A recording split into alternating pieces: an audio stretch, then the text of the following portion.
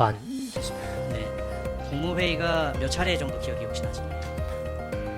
그걸 매주 했으니까 아마 한 50회 정도는 1년에 하지 않았을까요? 예. 임시로 갑자기 이렇게 국무회의가 진행된 적은 없었습니까? 정확히 뭐 어떤 건지 모르지만 비상공무회는 없었던 것 같고 이번 사태 그런 모임 빼놓고는 예. 다른 걸 기억하지 못합니다. 주간에 그 통상적으로 그 진행되는 국무회의는 대통령실에서 국무회의를 한다고 결정을 해서 행정안전부가 이제 주무부처니까요. 의정관에게 알리면은 행정안전부 의정관이 각 부처에 통지를 하죠. 그러면 이제 그 뭐 법안이나 이런 것들을 그 국장, 실국장이나 아니면 차관 회의를 거쳐가지고 이제 마치 뭐 저기 그 국제회의, 외교회의, 외교장관 회의 하는 거 비슷하게 그런 절차를 거쳐가지고 이제 그걸 장관들이 다 숙지를 하시고 그리고 보고를 받으시고 그렇게 해서 자리에 가서 앉아서 그 안건에 따라서 회의가 진행이 되는 거죠. 계엄 당일에는 행정안전부 의정관 참석하지는 않았죠. 그리고 우리 그 전 행정안전부 장관께서 대통령실 강의구 부속실장한테 오질 않았기 때문에 의정관이 항상 참석을 했는데 참석자나 개회 시간, 폐회 시간들을 간략하게 좀 기재를 해달라. 그 강의구 부속실장에게 좀 그렇게 이야기를 한 사실은 혹시 모르고 계시나요? 저는 모릅니다. 네.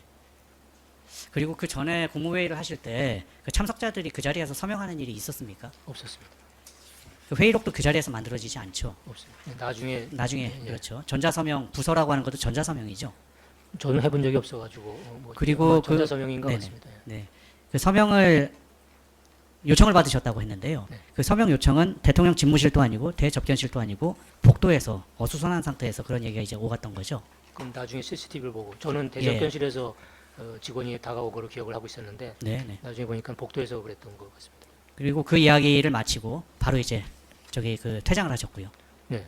근데 예. 그러고서 회의장으로 들어와서 최 장관하고 저하고가 서명 못하겠다고 말을 네네. 하고 그러고 나온 거예요. 그래서 그 전에 없었던 일들이 그날은 뭐 너무 서로 당황하고 그래가지고 일어났던 것 같은데요. 아마 나가시면서 우리 그 피고인께서는 그런 걸 너무 잘 알고 계시기 때문에 그 다른 어떤 국무위원이나 누군가가 서명해야 되는 거 아니야? 아마 이렇게 얘기를 하는 걸 갖다가 다 이렇게 집중해서 들었던 것 같아요. 그래서 오히려 그 지금 피고인께서는 그럴 필요 없다고 설명을 하면서 지금 뭐 국무회의 다 끝나고 나서 그냥 다 돌아가시면 된다고 그렇게 설명을 했다고 하는데 그 이야기는 못 들으신 거죠. 그 거리로도 저는 한참 네네. 떨어져서 서서 얘기를 했기 때문에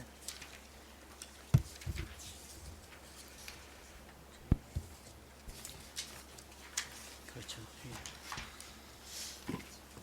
아까 그 사실은 좀 그 특검부님이 좀 물어보신 내용이긴 한데 그 국무위원 그리고 장관이시잖아요. 근데 이제 얼굴 잘 알지도 못하는 직원이 서명을 이렇게 해라라고 했을 때는 좀 당황스러우셨겠어요. 당황스러웠겠지만 그게 꼭 그 국무회의에 대한 어떤 본인의 의사가 아니라도 그런 상황에서는 사실 사인을 할 수 있는 상황은 아니었던 거지 않습니까? 그렇죠. 당연히 거부를 했어야 되는 상황이고요. 근데 뭐 그런 중요한 일이 터진 후에 그런 요구를 했으니까 그걸 뭐 예사스럽게 받아들일 수는 없죠. 네. 그리고 지금 그 당시 분위기가 그리고 혹시 그 기재부 장관께서 최상목 기재부 장관께서 그 대통령이 있는 자리에서 대통령을 향해서 계엄 안 됩니다라고 반대하신 적이 있으신가요? 그러니까 본인 기억에 네네. 제가 있는 자리에서 그 얘기를 한 게 아니라 집무실에 들어가서 말씀드리고 나갔다고 저한테 얘기를 했고 제 있는 자리에서 한 건 아니죠.